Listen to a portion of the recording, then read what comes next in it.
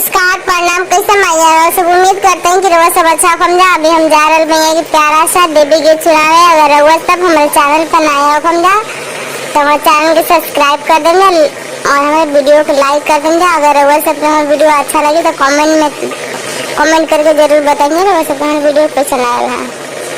सुन के